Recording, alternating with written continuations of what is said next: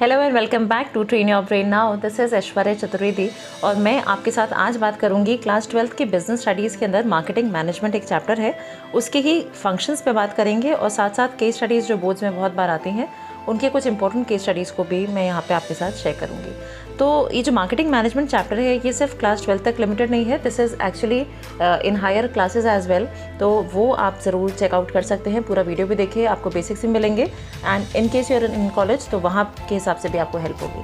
तो ये जो चैनल है Train Your Brain now, this is basically way we talk about class 11th and 12th, we talk about college से related जो आपके सब्जेक्ट्स हैं उनके बारे में डिस्कशंस यहाँ पे हम करते हैं। CUET एग्ज़ाम अभी रिसेंटली स्टार्ट हुआ है, उसके बारे में डिस्कशन करते हैं and we also talk about English English. Okay, English basically is कि किस तरह से हमें इंग्लिश में बात करनी है, उस पर पूरा मैंने स्पीकिंग का आपके लिए रखा। We also have videos on magnetic personality and GK for sure. Okay, so let's start for today. आज हमारा जो लेक्चर है that is about marketing management, functions of marketing. Okay, so marketing के बारे में डिस्कशन करेंगे, functions के बारे में बात करेंगे एंड मैं जैसे हमेशा आपके साथ एक क्वेश्चन से शुरू करती हूँ। तो आज का सेशन भी will be having 1 GK question and if you know the correct answer you can answer it right now in the comment box, और if you want you can answer it later on once you're done with the video, or also the correct answer I'll be sharing at the end of the video. तो वहाँ पे इससे related पूरा detail आपको मिल जाएगा। The question is that you have to identify this person. Okay, so there is no MCQ, no options I'm giving you. आपको ये person को आइडेंटिफाई करना है और सबसे खास बात ये है this person was in recent news, 1-2 दिन आसपास की ही बात है। तो आपको देखना है ये कौन से फील्ड में है, क्या पोजीशन होल्ड कर रहे थे, कोई मिनिस्टर हैं या कोई जनरल पर्सन है, कौन है, इनके बारे में आपको पता करके मुझे आइडेंटिफाई करके if you are aware you can mention in the comment box. चलिए स्टार्ट करते हैं। आज हम सबसे पहले बात करेंगे मार्केटिंग के बारे में। देखिए जनरली मार्केटिंग को हम ये मानते हैं कि प्रमोशन होता है। मार्केटिंग बेसिकली इज़ कि हम किसी चीज़ के बारे में प्रमोट कर रहे हैं, बट अगर आप मॉडर्न टाइम्स के हिसाब से देखें तो मार्केटिंग एक सोशल प्रोसेस बन गया आज के टाइम पे। This is a social process जिसके थ्रू लोग क्या कर रहे हैं, they are exchanging goods and services for money और for something of value for them. तो एक बायर जो है वो सामान खरीदेगा, एक सेलर जो है वो सामान बेचेगा, बट ये जो सामान का आना जाना है that is because of consideration. So consideration is nothing but money, जिसका पेमेंट होता है from the buyer side and the goods are moving from the seller side. तो अब ये जो डेफिनेशन है मार्केटिंग की, इनफैक्ट मार्केटिंग और फिलिप कोटलर का बहुत ही ज़्यादा रेलेवेंस है, आप इनके बारे में थोड़ा सा देख सकते हैं यहाँ पर। ये एक अमेरिकन मार्केटिंग ऑथर थे और कंसल्टेंट हैं, प्रोफेसर भी रह चुके हैं। इनफैक्ट इन्होंने ही मार्केटिंग मिक्स की डेफिनेशन दी है, जो 4 P's हैं मार्केटिंग के, that is product, price, place and promotion. So he is the one who has given the definition and see he is the author of over 80 books. Just imagine 80 books से ज़्यादा वो लिख चुके हैं and I read few of them, they were in my course जब मैंने MBA किया था एंड रियली आपको ज़रूर इन बुक्स को पढ़ना चाहिए। सो मार्केटिंग मैनेजमेंट जो हमारा आज का एक टॉपिक है 12th के हिसाब से, बट ये पूरी एक बुक है, प्रिंसिपल्स ऑफ मार्केटिंग है, फिर आपको मार्केटिंग इनसाइट मिल जाएगी A to Z। All these books are very good, in case you have time you should search for them, आप उन्हें पढ़ सकते हैं। बट आज हमारा जो बात है, हम बात करेंगे पहले फिलिप कोटलर ने क्या डेफिनेशन दी है मार्केटिंग से रिलेटेड। तो मार्केटिंग की डेफिनेशन फिलिप कोटलर के वर्ड्स में देखिए, he has defined marketing as a social process. Okay, अभी इनिशियली भी हमने बात करी थी, सोशल प्रोसेस है, सोसाइटी से रिलेटेड है, by which individuals and groups obtain what they need and want. So these are the key words, individuals and groups what they need and want through creating offering here refers to any product and freely exchanging products and services of value with others. Freely exchanging का मतलब ये नहीं है कि हम products को free में दे रहे हैं। फ्रीली एक्सचेंजिंग का मतलब है कि आप जो भी बायर एंड सेलर है, both the parties are accepting that offer, दोनों उस चीज़ को खरीदना और बेचना चाहते हैं एंड वो जो भी कंसिडरेशन है दैट पर्सन, द सेलर जो है वो उस कंसिडरेशन को एक्सेप्ट कर रहा है और कोई फोर्सफुल यहाँ पे एक्सचेंज नहीं हो रहा है। That is what we are talking about exchange over here. So this definition was given by Philip Kotler and इसी डेफिनेशन को लर्न करने के लिए, बिकॉज हम क्लास 12 के हिसाब से देख रहे हैं, एक स्टूडेंट के लेवल पे अगर हम देखें तो हमें इस डेफिनेशन को लर्न करना होता है, we have to write in exams. So how can you break down the definition? It is social process. Okay, society से related, individuals and groups, individual person या ग्रुप्स में लोग होंगे, need and want. See these are 2 terms which are important. Need is something which is deprivation, एक ऐसी state जहाँ पे कि आपको कोई खालीपन लग रहा है, आपको किसी चीज़ की ज़रूरत लग रही है, एंड वांट जो होती है थोड़ा सा नीड से हायर लेवल पे हो जाएगी। ये कल्चरली डिफाइन कर सकते हैं, आपको पता चल जाता है कि आपको क्या चीज़ चाहिए, वो जब आप उसका टर्म एक तरह से एनालाइज कर रहे हैं, that is want. So by creating offerings, okay, offering is market offering, freely exchanging, वहाँ पे जी आ गया है, that is actually F. So freely exchanging goods and services of value with others. So freely exchanging, as I told you, it is an exchange mechanism. सारे जो exchange के वो हैं कॉम्पोनेंट्स एलिमेंट्स हैं वो इसमें फुलफिल होते हैं. अब फंक्शंस ऑफ मार्केटिंग की बात करें, एक जो मार्केटर है, एक जो मैन्युफैक्चरर है, उसको क्या क्या काम करने होंगे. तो यहाँ पे मैं आपको डिटेल में बता रही हूँ. ये 12 फंक्शंस हैं जिसके बारे में हमारा आज का वीडियो भी है. So it is gathering and analysing market information, we have marketing planning, product designing and development, standardisation and grading. ये सारे ही functions, I tell you how to learn them. So यहाँ पे जो चारों ही फंक्शंस अभी मैंने आपको बताए, इनका पूरा डिटेल में भी मैं आपको एक्सप्लेन करूँगी, प्लस इनसे रिलेटेड जो केस स्टडीज़ हैं वो उनको भी हम देखेंगे अभी आगे. देखिए, नेक्स्ट आते हैं branding, pricing of the product, promotion, customer support services. I hope branding you all know. Branding basically बहुत ही सिंपल सा टर्म है. ब्रांडिंग हम बोलते भी हैं तो ब्रांड बेसिकली इज एक नाम दे देना एक चीज़ को जिससे वो डिफ्रेंशिएट हो जाता है from that of the other brands, और जो कंपनीज़ हैं उनने जो अपने प्रोडक्ट का नाम दिया है, that is branding. Pricing is एक प्रोडक्ट का प्राइस डिसाइड करना, एक अमाउंट डिसाइड करना जो कि एक सेलर डिसाइड करता है और बायर से वो चार्ज करता है. प्रमोशन, अवेयर करना लोगों को. कस्टमर सपोर्ट सर्विसेज, इसको मैं थोड़ा सा आपको डिटेल में बताऊंगी. जनरल सर्विसेज आप सबको पता ही होंगे, हम कोई ना कोई प्रोडक्ट खरीदते हैं और कुछ हमें लगता है कि इसमें फैसिलिटी है, सर्विसेज हैं, उसकी वजह से we are also agreeing to pay some higher price of the same thing. See, again we have 4 more, okay? So we have packaging and labeling, we have physical distribution, transportation and warehousing. तो ये जो है physical distribution, transportation, warehousing, ये in fact auxiliaries से आपको relate करते हुए मिलेंगे. अगर आपने 11th में पढ़ा है या आपने कॉमर्स में पढ़ा होगा तो कॉमर्स में ऑक्सिलरीज टू ट्रेड आते हैं, तो वहाँ पे भी ट्रांसपोर्टेशन और वेयर हाउसिंग आपने पढ़े हुए हैं. अब ये 12 फंक्शंस हैं मार्केटिंग के, इनको लर्न करना कैसे है, इनको केस स्टडी में कैसे एनालाइज करना है, वो सब हम आज की वीडियो में सीखने वाले हैं. See, this is how we are going to learn. So the students who have gone through my videos earlier, या जो मुझे जानते हैं, मुझसे पढ़ चुके हैं, आपको पता है हम इस डायग्राम से कैसे लर्न करते हैं. We are going to learn the same way. तो जो लोग फर्स्ट टाइम इस वीडियो को देख रहे हैं, आप भी इस मेथड को अप्लाई कर सकते हैं. आपको कुछ नहीं करना है, ये सारे ही 12 फंक्शन हम अपने हाथ पे, अपने फिंगर्स पे लिखने वाले हैं. तो किस तरह से लिखना है ये भी मैंने आपको क्लियर कर दिया है. आप चाहें तो अभी इसे लर्न करने के लिए लिख सकते हैं हाथ पर, और अगर नहीं तो आप इसे हाथ उस पर पेज पे लिख के भी लर्न कर सकते हैं. So on the index finger you can write the first 3, okay? Gathering, analysing market information, marketing planning and product designing and development. देखिए, ये 3 जो हैं ये स्टेप्स में चलते हैं. इसके बाद जो हमने मिडिल फिंगर पे रखे हैं, that is packaging and labelling, customer support service, standardisation and grading. ये हैं 3 टर्म्स के. तो इस तरह से आप लर्न करोगे. जो कि 3 टर्म्स वाले हैं वो हमने मिडिल फिंगर पे रखे. जो रिंग फिंगर पे रखे हैं that is branding, pricing and promotion, तो दैट इज़ BPP. BPP से हमें इनको लर्न करना है. और जो लास्ट वाले हमने रखे हैं दैट इज़ ऑक्सिलरीज. जैसे अभी हमने शुरू में ही बात करी थी कि हम ऑक्सिलरीज को रिलेट करते हुए कर रहे हैं. So it is physical distribution, we have transportation and warehousing. तो इस तरह से ये 12 आपको लर्न हो जाएंगे. चलिए, अब एक एक को मैं आपको डिटेल में समझाऊंगी. उनके जो फीचर्स हैं, जो मेन वर्ड्स हैं, अगर आप बहुत अच्छे नहीं हैं लर्निंग में तो कीवर्ड्स आप समझ लीजिए और आप अपने वर्ड्स में भी एग्जाम्स में लिख सकते हैं. So it is gathering and analysing market information. Whatever product you want to make for your people, for your target market, you have to first identify कि लोगों को चाहिए क्या, कस्टमर की नीड क्या है. आप कुछ ऐसा बना दें जो लोगों को नहीं चाहिए तो उसकी कोई वैल्यू नहीं मिलेगी. So we have to identify the need of the customer and accordingly we have to take the decision. We means the marketer. Okay, and एक और चीज़ जो से करनी है that is opportunity and threat. तो SWOT analysis करनी है, strength, weakness, opportunity, threat, कि हमारे पास as a manufacturer क्या strength और weakness है और opportunity और threat जो market से हैं वो क्या क्या है. तो 2 बातें हो गई खास, strength and opportunity, और दूसरी चीज़ हमने बात करी नीड एंड वांट को आइडेंटिफाई करना. सेकेंड जो फंक्शन आता है मार्केटर का that is marketing planning. See, planning is something very important. आप किसी भी काम को करेंगे बिना प्लानिंग के करेंगे तो देयर आर चांसेस कि वो काम आपका अधूरा रह जाएगा, प्रॉपर्ली एग्जीक्यूट नहीं होगा. So here the marketer has to develop appropriate marketing plan so that the marketing objective of the organization can be achieved. इसी लाइन में आप देखिए 2 खास बात आ गई, appropriate marketing plans and marketing objective. आप पहले objective बनाते हैं. Naturally every time we have an objective and for that objective we are planning. So here he has to make appropriate marketing plan. मान लीजिए किसी ने एक टारगेट बनाया कि उसे 1 साल में 10 टीवी बेचने, तो अब ये उसका प्लान का हिस्सा हो गया. तो this has to be an accordingly अब उस 10 टीवी को बेचने के लिए वो क्या क्या तरीके यूज़ करने वाला है, that will be in his marketing strategy, marketing planning. तीसरा फंक्शन देखिए एक मार्केटर का क्या होता है, प्रोडक्ट डिज़ाइन एंड डेवलपमेंट. ये भी काफ़ी इंपॉर्टेंट है बिकॉज सिर्फ प्रोडक्ट को बनाना इंपॉर्टेंट नहीं, आप किस तरह से उसकी डिज़ाइनिंग कर रहे हैं, किस तरह से उसे लोगों तक पहुँचाएंगे अट्रैक्टिव बना के, that is also important. So the design of the product contributes to making the product attractive to the target customers. This also you have to remember, target customers. ठीक है, this is the keyword here.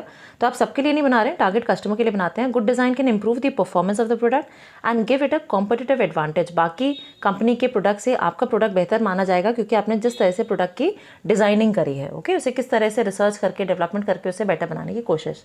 Now the fourth one, very important, very simple. और यहाँ पे आप देख भी सकते हो मैंने 2 ब्रांड्स को रखा है. तो बहुत बार ऐसे प्रोडक्ट्स आपको मिल जाएंगे जिनकी ब्रांडिंग ऑलमोस्ट सिमिलर है. तो ये वैसे लीगली अलाउड नहीं है एज पर law, but one should try to avoid, because अगर कोई नया ब्रांड है तो उसको तो भले ही एडवांटेज मिल जाएगा, बट कुछ टाइम बाद आपकी जो इमेज है, गुडविल है, वो डाउन जा सकती है. सो ब्रांड नेम क्या होता है? Brand name and brand mark 2 part होते हैं. Brand name is the utterable part and brand mark is the mark, the logo, जो भी आप उसे यूज़ कर रहे हैं for your brand. So this helps in creating product differentiation, providing basis for distinguishing the product of a firm with that of the competitor. आप एक नाम दे देते हैं, जैसे आप सबके, हम सबके नाम होते हैं, तो हमारा नाम जो है वो ही हमें डिफरेंशिएट करता है from that of the other people who are similar to us. तो नाम जो प्रोवाइड करने का तरीका है दैट इज़ थ्रू ब्रांडिंग. अगला देखते हैं स्टैंडर्डाइजेशन एंड ग्रेडिंग्स. तो स्टैंडर्डाइजेशन देखिए क्या होता है, ये यूजुअली यूनिफॉर्म प्रोडक्ट्स के लिए होता है जो एक सेट पैटर्न के हिसाब से बनती हैं. तो यहाँ पे मैंने आपको कीवर्ड दे दिया है, it is producing goods of pre determined specification. So pre determined specification is your keyword here. तो जो आपने एक स्टैंडर्ड बनाया उसी को कंफर्म करते हुए ही आपके सारे प्रोडक्ट्स होंगे, that is standardisation. Grading is the process of classification. Classification मतलब अलग अलग करना. ठीक है, आप उन्हें अलग अलग सॉर्ट कर रहे हो of products into different groups on the basis of कोई भी खास कैरेक्टरिस्टिक्स हो सकते हैं, क्वालिटी, साइज के बेसिस से आप उसे अलग अलग कर रहे हो, तो that is grading. Also, grading for products which are not as per predetermined specifications, such as in case of agricultural produce. Usually आप agricultural produce को आप ग्रेड करते हैं और जैसे जैसे उस चीज़ को आप अच्छी और ख़राब क्वालिटी में ग्रेड कर लेते हैं, आपको मालूम पड़ जाता है कि इस चीज़ का हमें हायर प्राइस लेना है.